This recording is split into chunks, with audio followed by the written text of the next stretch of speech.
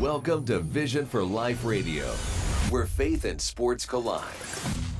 Featuring author, pastor, husband, and father, Dr. Roger Patterson. The mission of Vision for Life Radio is to harness the influence of the Christian athlete and coach as a significant and positive role model and voice in American culture today. You'll hear their stories as we highlight their lives and encourage their influence. From the Westview Baptist Studios in Houston, Texas, this is Vision for Life Radio with Dr. Roger Patterson. So your career 293 batting average, 366 career home runs. I don't know if y'all know this. In 2006, Lance became the second player in all of Major League Baseball history to have multiple years having 40-plus home runs as a switch hitter. The only other person in Major League Baseball history to do that was Mickey Mantle. And so he's in pretty special company as a major leaguer and as a baseball player. Played 11 seasons for our Astros, played for the Rangers, traded to the Yankees in 2010. We'll talk a little bit about that. But then also won a World Series with the St. Louis Cardinals. And his nickname is the Big Puma. Where'd you get that nickname, man? What's Big Puma all about? I gave it to myself. And it should be obvious. I mean, no, we were actually I was on the radio show here in Houston, and they were talking about, you know, where have all the good nicknames gone, and you know, there's all these. You look in the history of baseball, there's all these great nicknames, and you don't see as many anymore. Right. So that was the conversation, and they asked me if I had a nickname, and I said, well, not really, you know, not one that I really like that much. And they said, well, if you had a nickname, or if you could give yourself a nickname, what would it be? And I said, well, Big Puma. And they said, why? And I said, well, I'm sleek and fast and powerful and, you know, kind of secretive and that sort of thing. And obviously tongue-in-cheek, and they loved it, started saying, that's what they started calling me on the radio, and then it kind of caught on, and now I'm stuck with it, I guess. Well, it's at least on our video. That's right. So it'll stick. 2019 World Series just happened. Mm-hmm. Anthony Rendon from Lamar High School and Rice University put it on our Astros here in that Game 7. He had a great series. They say great hitting or great pitching beats great hitting. And the question I have is, did their pitching beat our hitting or vice versa? How did you see that series there? Yeah, I mean, I thought, you know, at the beginning of the playoffs, I thought there was one team that had a chance to unseat the Astros, right, and that was the Nationals because of the good starting pitching that they have. And, you know, their bullpen wasn't great, but they didn't have to overexpose their bullpen during the course of the series. I thought the biggest difference was I feel like the Astro hitters sort of lost a little bit of the good approach that they had for most of the year in terms of hitting with runners in scoring position. You know, the last two games particularly, it seemed like there's an awful lot of opportunities that were not capitalized on. A lot of of guys on base. Yeah, and some of that is guys making good pitches, which is what you're talking about. Good pitching beats good hitting.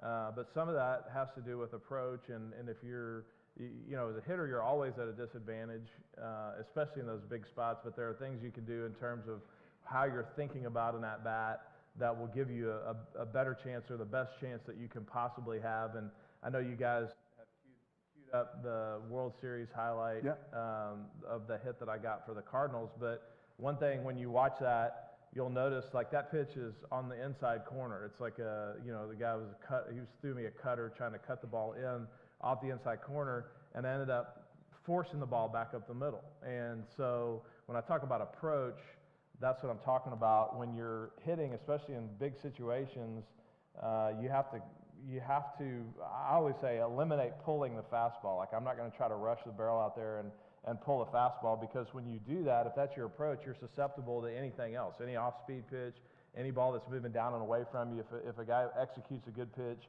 on the low outside corner, you're out. So by giving up pulling the fastball and staying in the middle of the field, that's really one of the keys to hitting in big situations. And I think, like, if you watch the Nationals, Kendrick got the home run, you know, hit the ball the other way, and then the dagger was Adam Eaton hit the two-run single right back up the middle on a ball that was in. You see him kind of force it back up the middle. So all that to say, I feel like the Astro hitters kind of fell in love with the Twitter feed home run and carrying the bat to first and cavorting around and and lost the feel for like, hey, let's just have a good middle approach right here and a single could beat you. Right. Just like it doesn't have to be a home run. So yeah. Well, it'll be interesting to see what they do moving ahead. Let's talk about you growing up. He's a Texas guy. Grew up in Austin. Finished the last couple of years of high school at Canyon High School in New Braunfels. What was it like growing up in the Berkman household? And tell us about your mom and dad and family and that kind of thing. Well, I've used this before, but I always tell people growing up, I overcame a drug problem, and my parents drug me to church every time the doors opened. So it was like one of those deals where, and back in the day, those of you that grew up in a house like that, it was Sunday morning, Sunday night, Wednesday night of all things. I mean, I hated going to church on Wednesday night. Hey, did your dad lead the music? Do what? Did your dad lead the music? No. Dave, where you at? My dad led the music in my church. Yeah. Yeah. So I mean, same drug problem, man. Same drug problem. Like Wednesday night church. I mean, that's not where it's at. So, but that's kind of how I grew up. And parents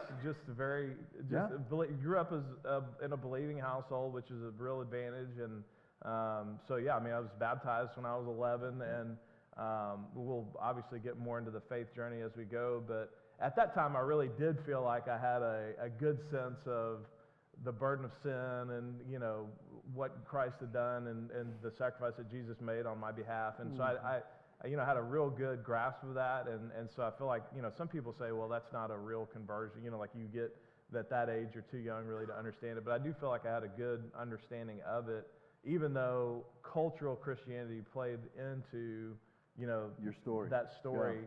And as I got older, I started to realize, hey, I'm not really, I feel like I had a good grasp on the fundamentals as a child, but as you get older, and as you guys know, I mean, life gets increasingly complex, and you start to get a greater appreciation for the depth of Christianity, and I understood it, but not like really how God's revealed it to me in the intervening years. So great heritage, real strong heritage of faith.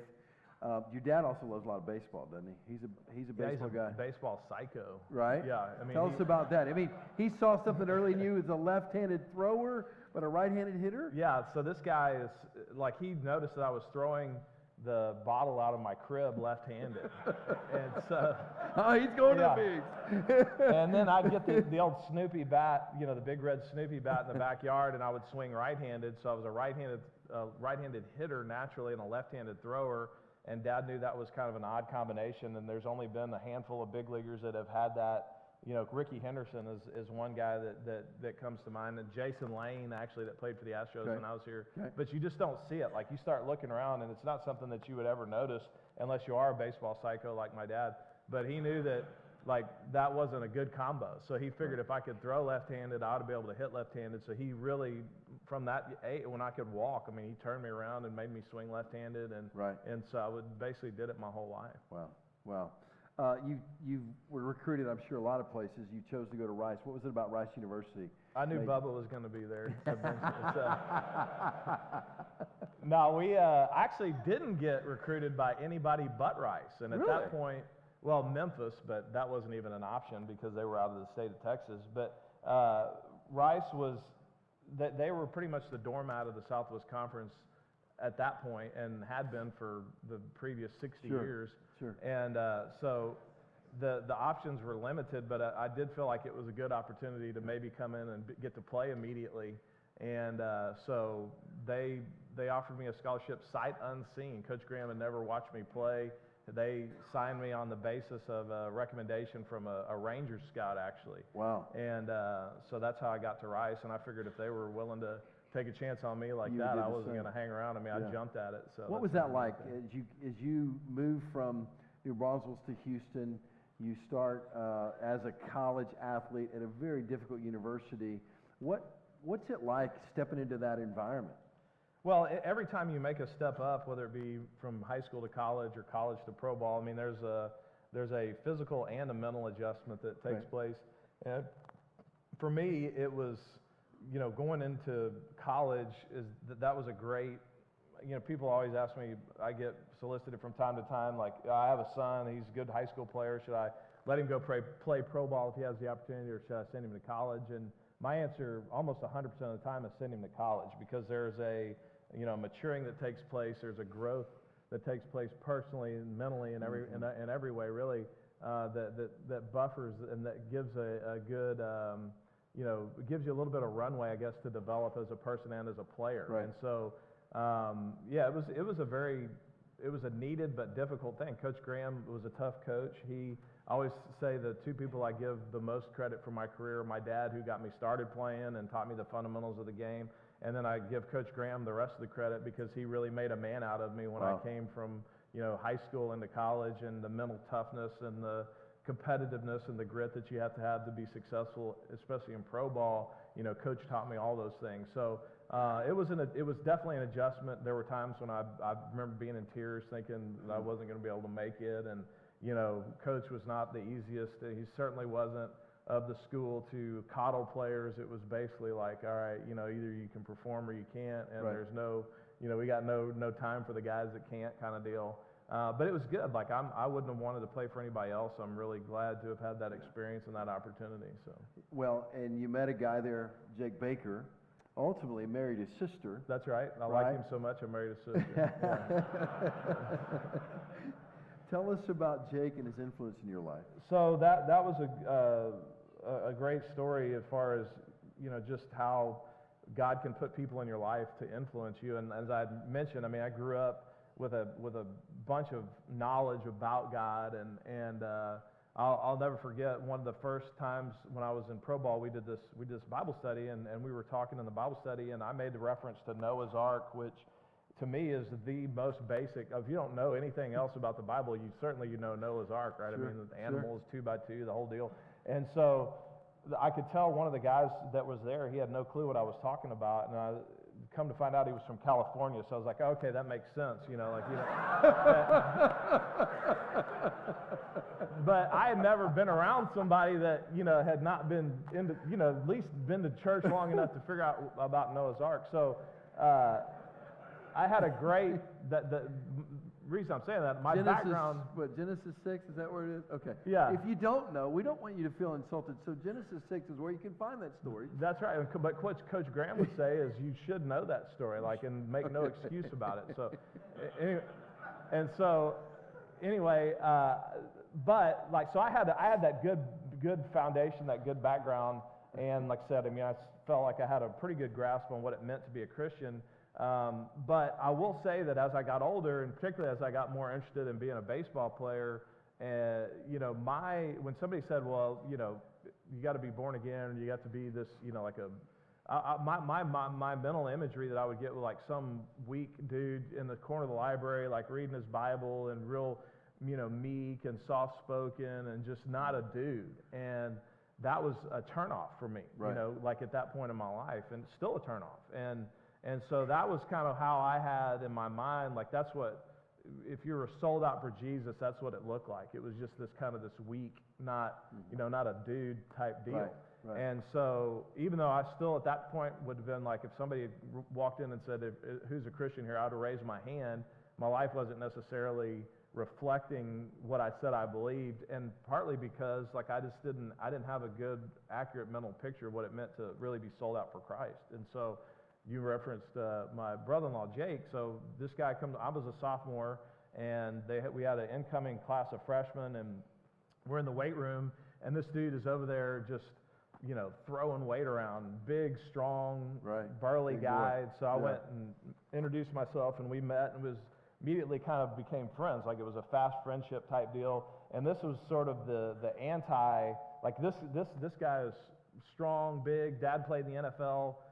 Back in the 60s when a clothesline was a good tackle, and the old Myles Garrett would have gotten an award instead of a suspension back then.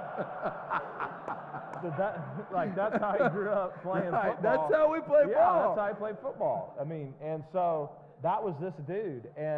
But at the same time, there was something different about the way he talked and the way he treated people and the way he lived, and I was immediately attracted to that. Like man, this guy, he doesn't cuss, and he doesn't look at magazines and videos that we do, and he's not engaged in some of the nonsense that we were engaged in. But at the same time, like he was very approachable and a guy's guy. Like there was no weakness to him at all. Yeah. And so anyway, of course, having been brought up in the church, I knew immediately, like, okay, that's what it looks like. But this guy's cool. Like he's not a wimp. And so it was the first time in my life where I really felt like, oh, okay, of course my dad is no wimp, and my grandfathers are not either, and all the male examples that I'd had in my life were good, strong, like Christian men. But in terms of in my age group, like you get to a certain point, you feel like, okay, that's your dad, and that's the older. Sure.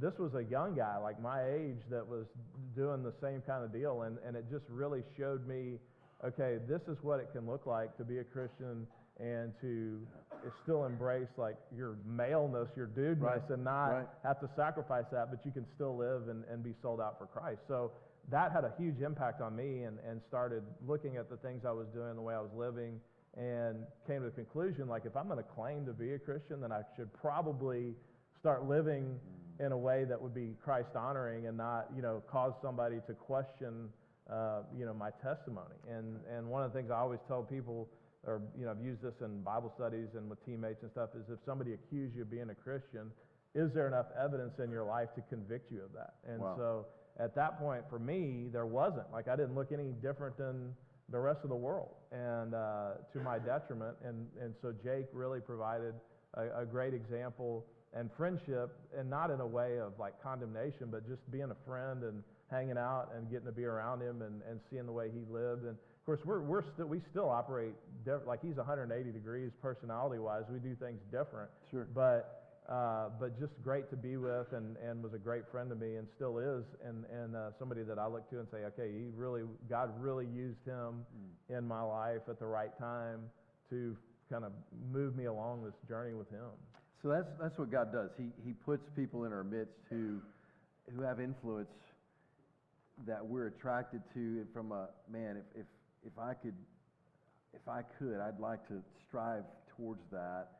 And I think part of your story is you also then have become an influencer, and we'll get to that at some point. But let's talk about Cara Berkman. Let's talk about Cara Baker, who became Cara Berkman. How did you pass by Jake where Jake said, okay, you're good enough to marry my sister? Well, she's a lot better looking than he is. Well, of course, right. But how did he let you marry his sister, right? Well, that really and truly, so that's kind of a funny story also. We became really good friends, and we knew we wanted to be roommate, like me and him and two other dudes were going to get an apartment together the next year. So we were moving into the apartment, and he had a picture of his family. And I knew he had a sister, but I hadn't really paid that close attention. So as he's moving in, I grabbed this photo, and I looked at his sister. I was like, dang. I said, your sister's good looking. I said, I think I'm going to marry her. And he was like, what? Give me that. And I was just really trying to, get a rise out of him, which I did. Yeah. But that's what ended up happening. There you go. You married. called it. So, you called it. What can I say? Nostradamus. It's like you step in the box and you point to left field. Right. Like, here we go. No, but Cara. So Cara is the greatest person that I know, and I just happen to be married to her. And she at Jake's freshman year, he didn't really get to play very much. So his sophomore year, he became a starter, and he played a lot more. And so she started coming to a lot of the games, and that's how we met, and that's how we started our relationship. And it was a pretty quick courtship. Once we really started dating, we got engaged about a year after we started dating, and got married 6 months later. So, and we've been married for 21 years now. So I'd ask you, hey, can I have a photo of your family? And so you send me to her, and she and I start texting a little bit, and I said, hey, here's a couple things I'm interested in. And so again, getting to know you a little bit. Picture coming up here on the screen. Tell us about. Oh no! Tell us about Boss. Tell us, this is Boss. This is Lance's pig. Yeah. Here's go to the next photo. There's a better picture of Boss. That's Tell Boss. us about Boss. Yeah, old Boss Hog. He, what can I say? I have an affinity for exotic animals. Like I've had a possum for a pet. I've had a 20-pound rabbit that, no joke, it could barely fit in your lap. It was huge.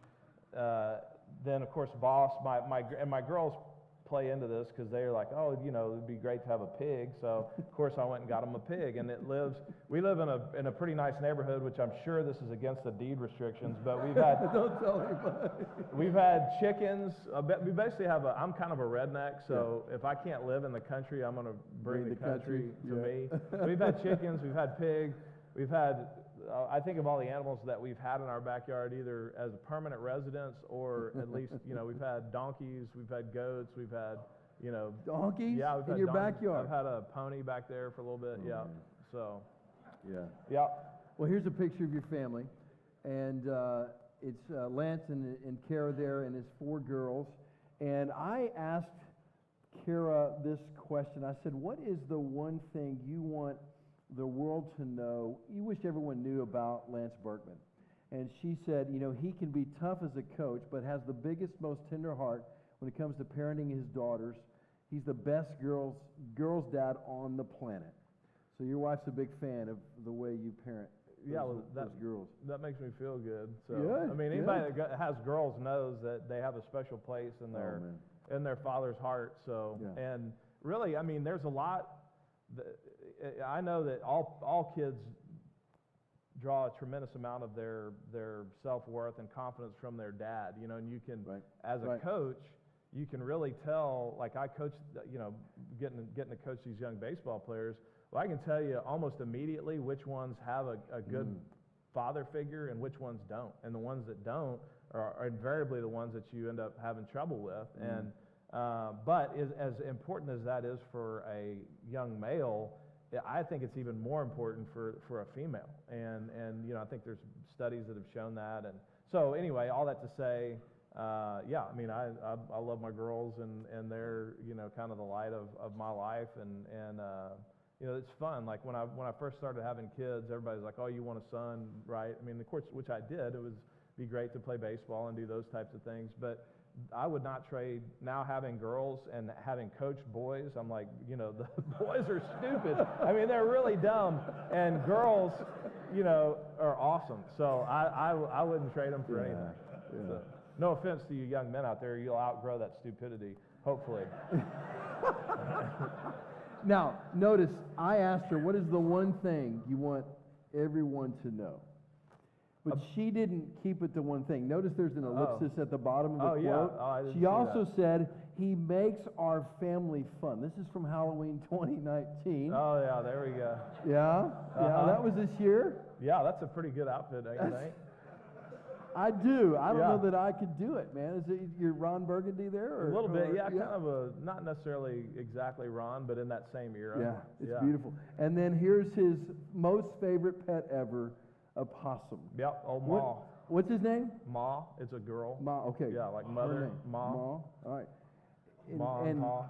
What made you ever want to have a possum? I don't know. Like I just, you know, like I say, I have an affinity for animals, and people don't realize this, but possum actually make really good pets. They don't shed. They don't bark. I mean, they're pretty low maintenance. All you got to do is make sure they got food and water. Yeah. And so anyway, yeah, some people can't get over the fact that they look like a rat, but they're actually a marsupial, the only North American marsupial. They're not related to rats at all. They're more closely related to kangaroos. So. And so Ma kangaroo. Ma outgrew the Berkman residence, is that right? She did, yeah. She got to where I felt like it was probably unfair to keep her caged up, so we decided to turn her loose. And I will say that she's a bit of an ingrate because we never saw her again. I mean, she just took off, and I thought, I kind of had this grand scheme where I was going to train her to come like eat on the back porch every night, and maybe, you know, we'd have some little possums in the future, and maybe I'd be a proud grandpa, you know, with the baby possums. But when I let her out, I mean, she's gone. She's so. Gone. Well, as I told you, I've never seen her again. How many of y'all have sightings in your backyard every night? She's right here in Bel Air on our fence line, and my dogs really, really pursue her there. Let's talk about a little more baseball. You got drafted 97? That's correct. Yeah. First round draft pick, 16th overall pick. Mm-hmm. Joined the Astros. What did it feel like when you knew, okay, the Astros picked me, you're a Texas guy? Was that just like awesome? I'm going to stay in Texas? My first thought was, they got Jeff Bagwell. Like, I'm in trouble. I'll never make it to the big leagues because I was a first baseman at Rice, and then I knew, you know, back then, which is crazy to think about just how our society's come as far as technology goes. But we were in Omaha. Bubble will remember because we had been beaten by Auburn, and the team flew home, and so Jake and me and Cara was there, my mom and dad. We stayed an extra day because the draft was the next day, and it was they had just come out with this thing called the internet, and so like I didn't know anything about it, but my uncle was sort of computer savvy, and he's the one that actually called me. And I'm sitting, we didn't have cell phones, so I'm waiting in our hotel room for a phone call from, you know, on the landline, and the phone rings, and I pick it up. It's my uncle, and he said, "Well, are you excited to be staying home?" And I said, "What are you talking about?" And he said, "Well, you got drafted by the Astros in the first round." I said, "Really?" And he said, "Yeah, I'm watching it on the internet." And I was like, "Oh, okay, well, that's crazy." So. And so anyway, about an hour later, the Astros called me and told me that they had made me their first round pick, and that was my first thought was, man, you know, I'm gonna have to go play in the outfield because you know, they got Bagwell at first base. And you had done some of that at Rice. I had, yeah. So my freshman year, I played only in the outfield. Well, I say that I played a little bit of first base. And then my sophomore year, we had gotten. Bubba was one of the guys that we got in, but we got a couple of guys that could really run instead of me. You saw me lumbering around out there in center field. But we got some guys that could really run, and so we put all three of those guys in the outfield, and I moved into first base as a sophomore and junior. So what's that transition like? Because my understanding is if you're a good athlete and you get picked, you know, or you're getting a scholarship, most coaches are going to change your position. You just have to have that mindset of wherever you want to put me. Is that true? Yeah, I mean, yeah, you definitely have to be willing to play. And I always tell kids that the more positions you can play, the better off you're going to be, the more versatile you are. But it is, I mean, it's a transition. It's really tougher, in my opinion, it's tougher to go from the outfield to the infield because the game speeds up. I mean, you know, the closer you get to the ball, and I remember whenever I had to come, you know, I'd been playing the outfield, I've had to come play first base. It took a couple of weeks to really get back up to the speed of the game, and you know, it can embarrass you because it gets on you pretty quick. Right. And then moving back to the outfield, the adjustment wasn't as long. So you were up, you were down, you were up, or you were down, then you were up, right? And then what's the difference, right, from AA, AAA to the big leagues, from a speed of the game? What's the mentality that a player has to have to thrive at the big league level? And some guys, they get there and then they go down and they never get back up. What's the difference there? What has to happen? Well, when you know, the first adjustment is going from college to A-ball, right? And there's physical parts to that because you're going from aluminum to wood bat, and it's, you know, there's some you know, you think about it, all the good players from high school and college are going into pro ball. So it's like, you know, if you're in college, the best pitchers that you face in college are all going to be, you know, you kind of collect them together. So there's a physical adjustment to that. And then the biggest mental adjustment going from college to pro ball is the everydayness of pro ball. When you're in college, you know, you're playing a weekend series, so you got 3 games on the weekend, then you usually have a midweek game Tuesday or Wednesday. So you're looking at 4 games a week. Right. And there's a lot of external motivators when you play in college because the games are all important. You only play 65 in the season. When you go to pro ball, you know, you're playing 140 some odd minor league games. It's every day. A lot of times there's nobody in the stands. There's no external motivators. So learning how to be ready to compete at a high level with concentration and, you know, every day is a big adjustment. And so once you've made that, okay, now you're in A-ball, then you know, to get to AA is another physical adjustment because they're taking the best players out of A-ball, you know, and they're advancing them to AA. So if you can play in AA from a physical standpoint, you have the physical ability to play at the big league level. Got it. Now, you know, there's a lot that goes into that, like that separates those guys from guys that actually do play at the major leagues. When you get to AAA, the adjustment's more mental than physical because in AAA you got a lot of older players, guys that are actually on their way down, so they've coming out of the big leagues and they're trying to make it back.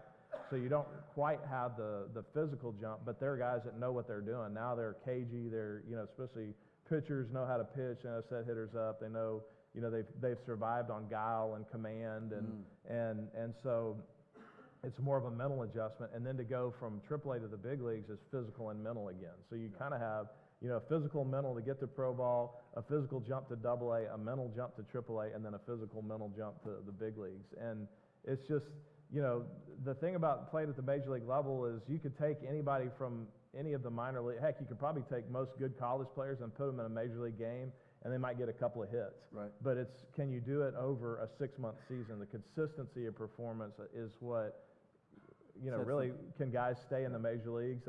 It's all about being able to do it consistently. So that's the big question that people have to answer when they're trying to make it and establish themselves as major league players. Well, we got to see you do that for 11 years in this city, and we're thankful for that. That was fun for all of us to watch you play.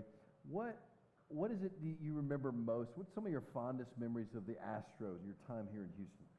Well, I mean, for sure, that whole middle or early 2000s where we were really going good at it with the Cardinals. Right. And we had some of my favorite teams really through 03, well, 4, 5, and 6, I think were my 3 favorite years here in Houston, where we had great guys on the team. We were competitive. We made it to the World Series in 05. We were a game away from going to the World Series in 04. We won the first playoff series in the history of the organization, made it to the first World Series in the history of the organization. So that was an exciting time to be a member of the Astros. And on top of that, we had so many great guys, just really good quality human beings that I enjoyed playing with. So Pettit, Roger Clemens. All those guys, yeah, Pettit, Bagwell, Biggio, yeah, Chris Burke, Jason Lane, Brad Lidge, just a lot of guys that great run. Brad Osmus, so that was a great run. Fun player. 6-time All-Star, but you went to, how many home run derbies? 3, 4? I think I did 5. 5 home run derbies. Yeah. Here's a photo of one of the home run derbies. Playing for the National League here. What's that like, man? I just kind of, it's fun, it's relaxing, right? Y'all are loose.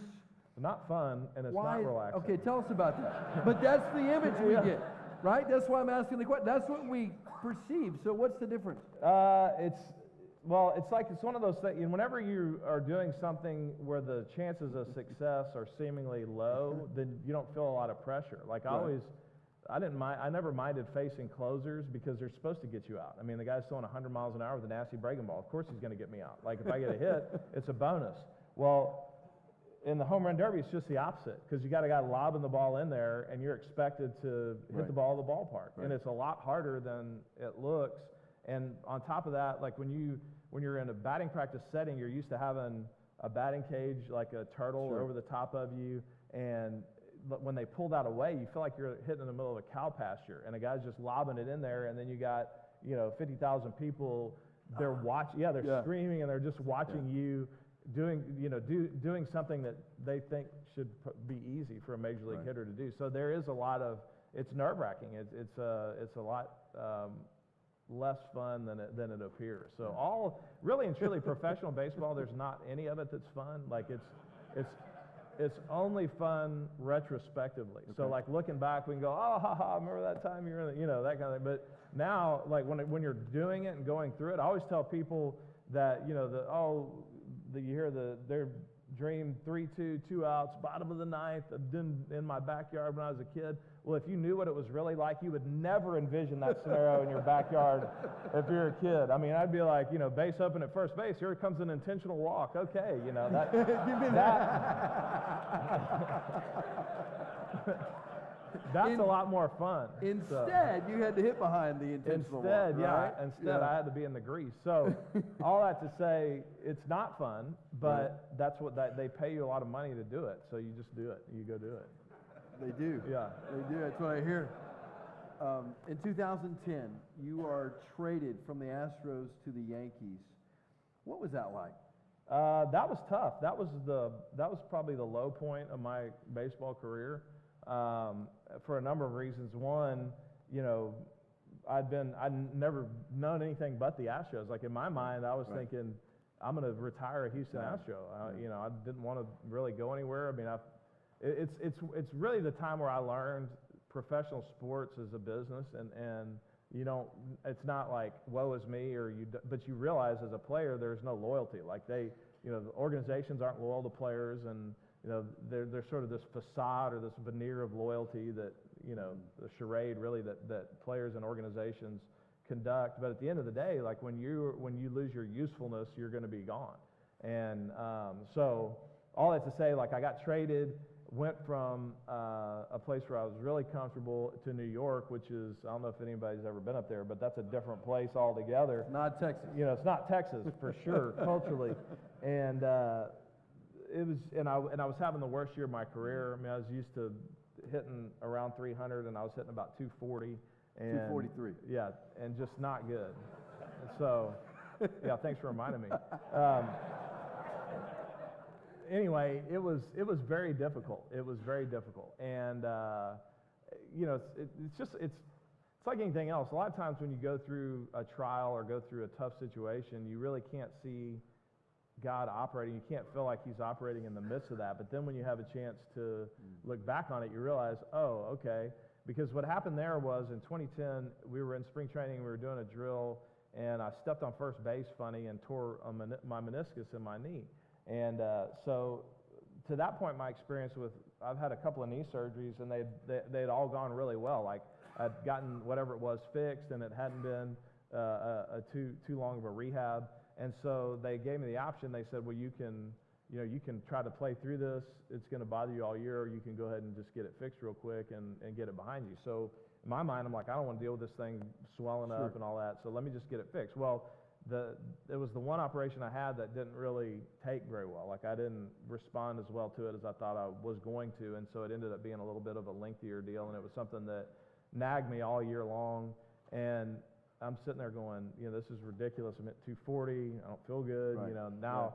But I can look back on that and see that there was a reason, because if I hadn't, that was the only thing that was going to move me out of Houston. Like I'd established myself to a certain extent here, and it would have taken the worst year of my career. It would have taken an organizational attitude that was bent towards a rebuild, which we did get into, because that year they traded Roy and they had traded Lidge the year before, and we had not re-signed Andy, so like they were starting to kind of get rid of all the old dead wood and move on to the younger guys. And so all of those circumstances conspired to make the trade happen. And if I hadn't been traded, then I never would have signed with St. Louis as a free agent, and I never would have won a World Series. And it ended up going from, in 2010 was probably, it was the worst year of my career, and then the very next year may have been the best year of my career in terms of the experience that I had on the field, winning a World Series, playing with a great group of guys, playing in a city that just is baseball nuts. And so it ended up being a really great thing. And so looking back, I see how God was sort of orchestrating some of that, and didn't have an appreciation for it when the trial was going on, but afterwards I could see, oh, okay, that makes sense to me now. And that would be a point of encouragement to you guys if you're in a spot in your career, because careers matter to guys big time. And if you're in a spot in your career, you're like, man, this is just tough. Just keep walking. Just keep walking. Let it drive you closer to Jesus. Let it be a place that drives you to your knees, where you say, okay, Lord, show me some things. Because I would encourage you, you'll learn some things about your relationship with God you wouldn't know any other way. And sometimes it's the, Yeah, and I would just say, too, that this is something that I'm still dealing with, but if your identity is tied to what you do for a living, then at some point you're going to be devastated. Like at some point you're going to be completely identity-less, if that's even a term. I don't know, I went to Rice, but maybe that may not be good. But if what you do for a living is where you get your identity from, then you're going to be devastated. You're going to be disappointed at some point. And for me, I'm 43, and to have sort of been in a unique position to where you spend your entire life climbing that mountain, and your goal is to be a major league player, and then to stay in the major leagues, and then it's to win a World Series, and your whole being has been directed in a certain path, and then all of a sudden it's like it's gone. And it's a lot of guys experience that later in life when you get to be 65 or 70 and you've had a career and now you've retired and you're trying to figure out what to do next. But having to go through that as a 40-year-old is kind of a unique perspective. So I can say from experience, like if your identity is strongly tied to what you do, which to a certain degree it is, because all guys are that way, we're wired that way.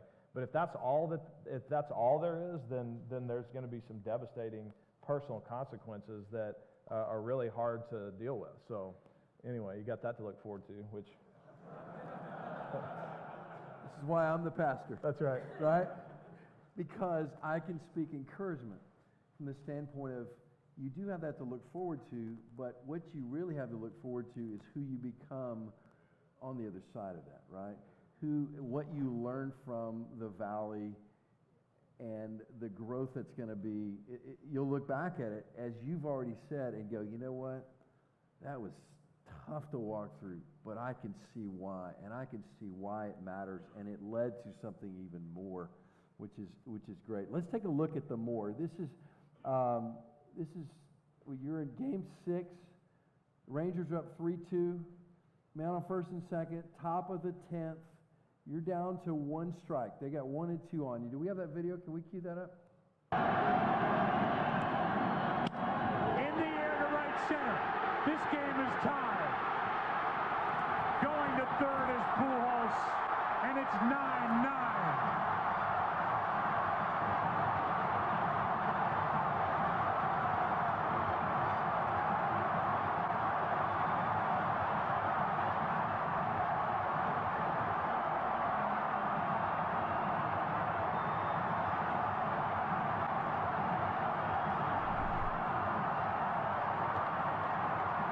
That's that cutting you're talking about. Yeah, didn't quite cut at the end of it.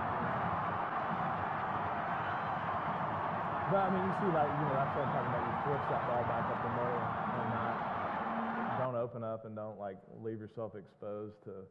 Anyway, that's sort of, if you guys are ever in that position, just remember, go back up the middle. So no, but yeah, that was the highlight of my career, really and truly. Like, I feel like every at-bat that I had leading up to that point, like everything was leading to that one moment. It was hard to explain, but it was like all my experience and everything came together in that one at-bat, and it was, it was pretty cool. You had talked about you had prayed that morning. You had anticipated some sort of big moment. And how did you pray? You thought, man, I might be in that spot because Albert's in front of me, Pujols. They may walk him and choose to pitch to me, which is exactly what happened in that scenario. So how did you pray to prepare? Yeah, so that there's sort of a backstory to that, and I'll try to make these two as brief as possible. But when I was with the Astros in 2005, we had never been to the World Series before, and we were playing the Cardinals in the NLCS, and they had beat us the previous year in 2004. We had a 3-2 lead going to St. Louis, and they won both of those games. So they ended up winning and going to the World Series. So the following year, which was 2005, we're in a very similar position. We're up 3-1, and we have an opportunity to close the series out at home and not have to go back to St. Louis up 3-2 like we did the previous year. And so we got to win, but they started their best pitcher, Chris Carpenter, and it was one of those deals where, it was a tight game. I think they were winning 2-1 going into the 7th inning. We ended up getting a couple guys on base with 2 outs, and I hit a 3-run homer to put us up. So we're down 2-1, hit a 3-run homer, and that put us up by 2 runs. And before that hit, that was my biggest hit in my career. And people were going nuts, and that, like you guys have been to the playoffs. I'm sure some of you guys have been to the playoff games here. You know how loud it is. And I hit that home run, and it was like rounding the bases on air. Like you don't even feel like your feet are touching the ground, and people are going nuts. And so we were 6 outs away from going to the World Series. And so I started praying, being a Christian. I was like, let me just use this, little advantage I've got. And so I started praying, and I said, Lord, if you just let us get these 6 outs, I promise in the post-game press conference, I'm going to give you all the glory. Like the first thing I say is going to be, God, I just, thank you for letting me hit that 3-run homer and being a hero. And so anyway, that worked for the 8th inning, and we were 3 outs away, and we didn't score in the bottom of the 8th, so we get to the top of the 9th, and we get 2 guys out. So there's 2 outs and nobody on, and people are like coming down. They're going to storm the field. You can tell it's the first World Series we've ever been to in Houston. And I'm sitting there going, should I let them carry me off the field on their shoulders or not? You know, it's kind of the inner monologue. And so, but Lord, you know, just let us get this last guy out. So you guys know what happened if you know Astros history. David Eckstein is down to his last strike. He gets a little base hit between short and third. Then Jim Edmonds comes up and Lidge walks him on 4 straight. And then here comes Albert Pujols, who at that time was the greatest hitter on the planet. And so we had a meeting on the mound, and you know, Gar runs out there and said, "What do you guys want to do?" And we're like, I said, "Don't pitch to him." I mean, my goodness, what's his name? Juan? Was it Juan? Yeah, Juan Encarnacion. Y'all remember that name? No, you don't. Nobody remembers that guy. That's the point. I mean, if he beats you, he's on deck. You know, Albert Pujols is the greatest hitter on the planet. So I wanted to let's walk this guy and pitch to Juan with the bases loaded, and if he beats us, tip your hat. But that's not what they elected to do. And so, again, I'm praying, Lord, just let us get this last guy out. I promise you I'll give you all the glory. So first pitch, Lidge throws about a 40-foot slider, and Albert swung over the top of it, which you never saw him do at that point in his career. I mean, he almost never went outside the strike zone. And so I'm thinking, Lord, that's a better idea. Strike him blind, you know, like temporarily, just temporarily. And so... But the next pitch, he didn't strike him blind because Lidge threw a cement mixer right down the middle, and Albert hit it like 800 feet. And still going. And the stadium went from as loud as you can possibly imagine to it was dead silent. You could hear Albert's cleats digging in to the ground coming around first base. I kid you not. And so I thought to myself, Lord, that's not the deal. That's definitely not the deal. So. Anyway, we go back into we ended up losing that game. We went back in the clubhouse, and when we turned on the TV for the post-game stuff, guess who was on TV giving God all the glory for his 3-run homer? But Albert. And I was like, dadgummit, you know, that really taught me a valuable lesson. You know, God doesn't need me to get glory for himself, and that prayer was very selfishly motivated in many ways, obviously. So fast forward to this little episode, and we played the Rangers. They had a really good team. We won the first game at home. We should have won the second game. We could have easily swept them 4 games, but they ended up stealing that second game from us. So it was 1-1 going back into Arlington, and we killed them. I mean, we boat raced them, won like 16-5 or something like that. And Albert hit 3 homers in that game 3. So from that point forward, their strategy was, we're not pitching to him. Like, we're not going to give him any pitches to hit whatsoever. And that meant that whoever was hitting behind Albert was going to be in the grease, you know, when the chips were down. And so I knew that was going to be me because I hit all year long. Albert hit 3rd, Matt Holliday hit 4th, and I had hit 5th. But in the playoffs, Tony La Russa had switched it to where when we were facing a right-handed pitcher and I was hitting left-handed, he hit me 4th behind Albert and hit Matt 5th. So he flip-flopped us. So going into game, they won the next 2 games. So now we're down 3-2 going back to St. Louis, and game 6 is the one you saw. And so I knew, because they had adopted a strategy, that at some point one of my at-bats was going to be the key to we were either going to win the deal or we're going to lose it. And so I started praying, and I prayed this time. I was like, Lord, you know, I'm not going to pray for an outcome, but just let me be able to focus and concentrate and compete with the ability that you've given me. Like, you've given me this ability, and I just want to be able to compete well. Like, don't let the situation be too big for me. Don't let the moment be too big. And that was my prayer all through. We actually had an extra day off because there was a rain. So we had a travel day, and then it rained us out. So there was 2 full days off, which during the playoffs, that is the worst. Like, that's, as a baseball player, that's the worst thing is those days off in between, because all you want to do, you're used to playing every day. You just want to play. You want to get it over with. And so we're sitting around, you know, for 2 days, and I'm praying, Lord, just, you know, and that's kind of how I'm praying. So when we got into that spot, I remember we had come back from 1 2-run deficit. David Freese hit a 2-run triple with 2 outs and 2 strikes to tie the game in the 9th inning off their closer. They had a really good closer, and so that almost never happens But then we go out for the 10th inning, and Josh Hamilton hit a two-run homer to put them back up by 2 runs.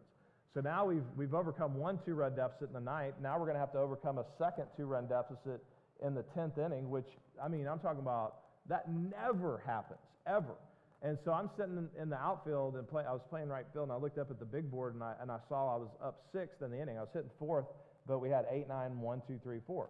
And so I remember thinking, you know, there's a decent chance that I'm not going to get up at all, because when you bat 6th in the inning, a lot of times you don't ever get up. But if you do, there's probably going to be guys on base, and there's probably going to be, you know, 1 or 2 outs. I mean, It's just the nature of it. So somehow I just knew that was what was going to happen. I mean, I just had this gut feeling that I'm gonna be up in a big spot. So I was fervently praying, and you know, as it got closer, of course, the very first guy we send up there gets a base hit, butt him up to 2nd and 3rd. You could just see the inning developing.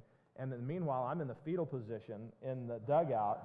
And I always tell young players, like, if you can't hit in the fetal position, then you can't play in the big leagues. Because, I mean, you just got to be able to, you know, make it go away, but somehow still come through. And so I was so nervous. And then I got into the on-deck circle. And I just remember when I took the donut off my bat, like, as soon as I hit the bat and the donut fell off, it was like the most peaceful, calm, focused I think I've ever been for an at-bat in my entire life. And you can, like, when I go back and watch, I still get sweaty palms even though I know the outcome, but I can watch myself and I can see that concentration and just the peace that there's no doubt in my mind that God answered that prayer. You know, like that's, you know, so it wasn't and I'm, you know, it's one of those deals where it all worked out and I got the big hit and we won the World Series and it's great. But I'm hopeful that even if I had struck out right there or popped out or, you know, not gotten the hit, that I would still have the same testimony about the prayer, because there's no doubt in my mind that the prayer worked. I mean, like, God definitely helped me compete and not let the situation be too big for me. So we have just a few minutes left. You're more than a baseball player. Something I've always appreciated about you, just watching kind of from afar. And our oldest graduated high school together last year, and through last season, you were the head baseball coach at Second Baptist. One of the things that you have, we were talking about this in the office for a few minutes, is God's just giving you an influence. And I reached out to a couple of graduates, and I said, tell me about Coach Berkman's influence in your life. Here's just a quote from Travis Vick. Travis is playing golf for the University of Texas now. Playing for Coach Berkman was a great privilege I'll never forget. He always provided humor, encouraged us to make our faith our first and most important priority in our life. And man, he just was happy. He couldn't wait to send me a note and just say, hey, let me just tell you, this guy's been a blessing. Here's a young man named Anthony McKenzie. Anthony is playing baseball now for Sam Houston State University. Coach Berkman was much more passionate about loving God than loving the game of baseball. He's been the most influential man in my life, showing me what it looks like to be a man of God. This guy's, I don't know if you know this, but Anthony's father is not in his life and is actually incarcerated. And so that's a big deal that God has placed you in his life to be an influencer, and he couldn't wait to say, let me just tell you what this guy means to me. And then I reached out to one more graduate. Actually, I asked Brady, I said, would you send her a note? Let me tell you, when I said, find out from Hannah what her dad means to her. Oh gosh. Guys, I want you to see this. No, I want you to see this. My dad means the world to me.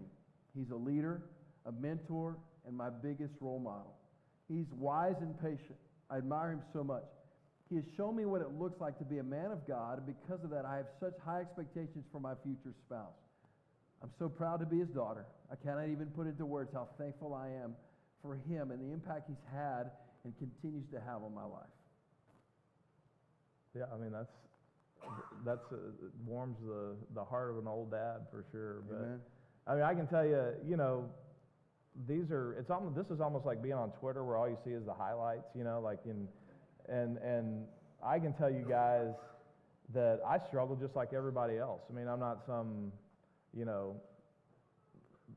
paragon of virtue, or I mean, I've had plenty of struggles and failures, and you know, the only thing that enables me to overcome those and to have an influence like that on my players, or to be the dad that I want to be for my girls, it's the grace of God. I mean, that's all it is. So, I mean, I don't, like, if left to my own devices, I'd be a pretty sorry dude, as most of you guys can probably testify that that's probably how you are as well. But I can tell you that when God's Spirit lives inside you, there's a goodness that comes out if you allow it to happen. And it's not your own goodness. I mean, I have no righteousness of my own, but because of Jesus and because of my relationship with Christ, that comes out in life. And I think that's what, like, the key to being a Christian and the key to being a Christian man is not walking in perfection, right, but it's walking in such a way that you allow God to overflow from your life to impact other people. And it's whatever whether you're a coach, or in your relationship with your spouse, or with your relationship with your kids, or whatever it is you do for a living. You talk about a sphere of influence. You don't have to be a former major league washed up old ball player to have a sphere of influence. I mean, we all have influence in some degree or another. And even you young people, with your teammates and your friends and your classmates, I mean, everybody has people that they are able to influence. And so to the extent that we allow God to live through our lives and allow God to overflow our lives, that's when we are, that's when we'll get the well done. It's not because we do it, it's because we've just allowed God to do it through us. And it's one of the most amazing mysteries in the universe, that God chooses sinful, fallen vessels like human beings to do great works through. And like I say, it's not about the perfection of your faith, it's about the direction of your faith. And if you're connected and directed towards Jesus, then these things will come out in your life, and it'll go well for you. I mean, that's the key to a satisfying life. Amen. And that's the thing, that for the burden I have to create moments like this is because I want you guys to know you're more than a baseball player. You're more than a banker. You're more than an attorney. You're more than an entrepreneur. You're more than a boss. You're more than an employee. You're creating the image of God to rule and reign and exert dominion in His image. And when you do that, it leads to influence in a way that people, when they've been around you, go, man, I can't wait to tell you what that person means to me. And so thank you for being with us and allowing me to use that example. Your daughter's words, your former player's words. Little soft toss here. Just put it right across the plate for you. Tell these guys, if they don't yet have a relationship with Jesus Christ, how they can have a relationship with Jesus Christ.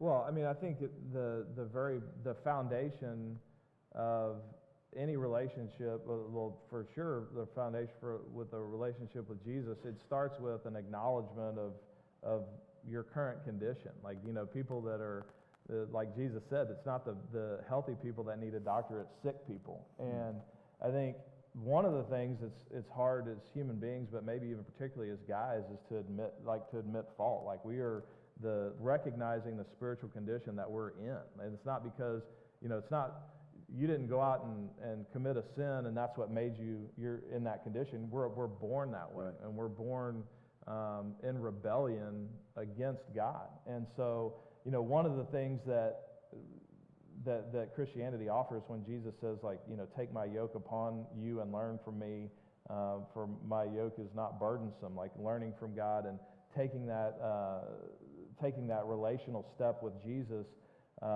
It's difficult for guys a lot of times because you have to admit weakness. Like, you have to admit that I don't have it all figured out, and I'm not the strongest, and I'm not, in fact, if left to my own devices, like, I'm unworthy to be in God's presence. And we sacrifice peace. A lot of people sacrifice peace because they try to find that satisfaction and they try to find that happiness in other things other than God.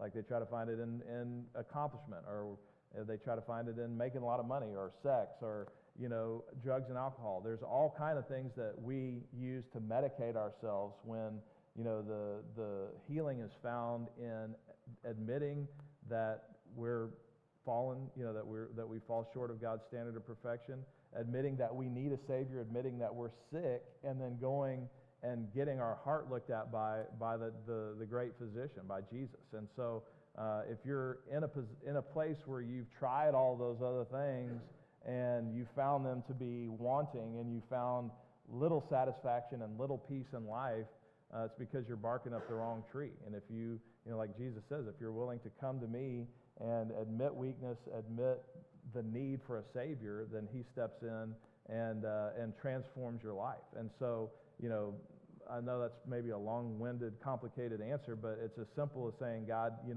I need you. I know that apart from you, I can do nothing.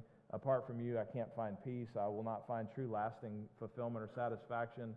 I need you as my Savior. And it's just like the prodigal son. No matter what you've done, no matter what you think you've done that may keep you from that or have separated you from God, God's like, no chance. I mean, just turn to me, and I'll come running to you, and I will fill all of your needs. So that to me is the beauty of Christianity. It's the only religion in the world where God comes to man. All other religions of the world, man has to work his way to God, has to clean his act up, has to get right, and then can approach God. Christianity is the only one that recognizes the fact that men can't do that. Like, you can't clean yourself up. So I'm going to come to you and rescue you. And that's the beauty of the gospel. So, and that's great news for us, because left to us, we'll jack it up. But God says, you know what? I'm going to do it for you. And so that's, those are layman's terms, obviously, and I'm sure you'll clean that up a little bit from a pastor's perspective. No, brother, you did it.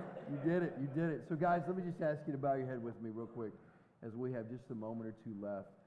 And if you would like to take Christ tonight as your Savior, just pray a simple prayer with me. Lord Jesus, I admit I'm in need of a Savior tonight. I have been barking up the wrong tree. I believe you died for me and rose again, and I confess my need for you. Would you please come into my life and make me new? Cleanse me, forgive me, and set me on a path that I might find the abundant life you promised. And I pray that in Jesus' name. Amen. Guys, if you pray that tonight, the person who brought you, would you just let them know, hey, I prayed that prayer with the pastor tonight.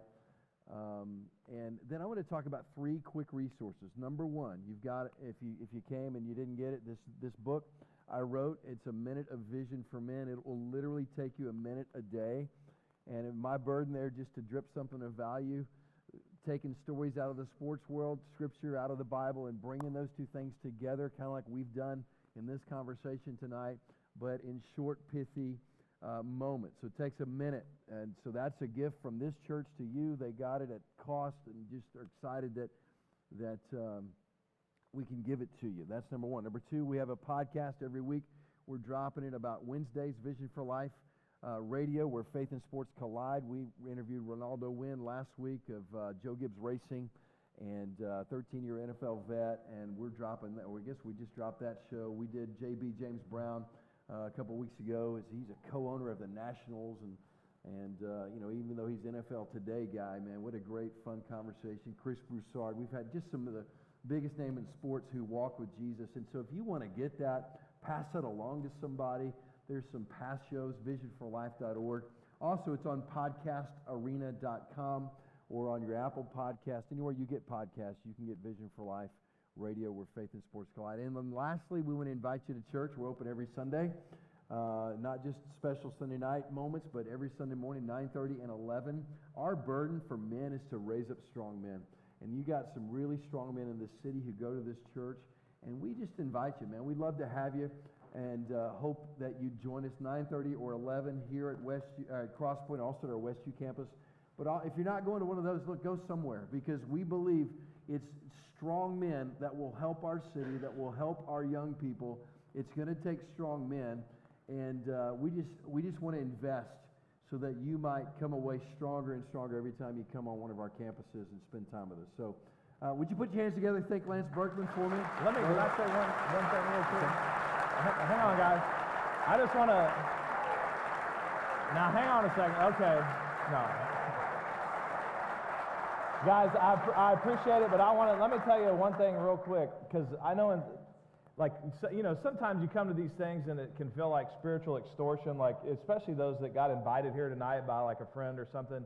That's not what it's about. Like, I don't want anybody to feel like, oh, I'm getting the strong arm. Matter of fact, if you read through the New Testament, you'll see where Jesus, like, he never forces himself on anybody. Like, in fact, you can make a case that he discourages people from following him. He says, count the cost. Like, you better know what you're getting into if you decide to make a decision for me, because I'm not about half measures. I'm about, people that are fully committed and not, I don't want anybody on my team that's not going to be playing hard for my team. And so, but all that to say, God says, I stand at the door and knock. It doesn't say I'm going to barge in on your life, or I'm going to, no, I mean, he gives us the free will to either accept or reject, what he's asking us to do. So don't feel spiritually extorted. I hope you feel encouraged, and just know that, like, for me, and I can tell you, being in a unique position, been able to experience most of the things that our culture values, whether it be fame or winning a World Series or, making money and, all of the things that our culture says are important. And I can tell you that all those things, they might be good, but they're not great. There's no lasting value in those. I've had that and know and can tell you that there is a deep satisfaction that comes from following God that you will not find anywhere else, and nothing else will scratch that itch, so to speak. So just be encouraged. If you're in that position where you're not real sure, think about it. These things are too important. These matters are eternal. They're too important not to give them proper weight and consideration. And just know that Jesus is standing at the door. He's knocking. He came to reconcile people to himself, reconcile people to God, and that's great news. So thank you guys for having me out and listening to me tonight, and just be blessed. Go get them. Amen. Thank you. Amen.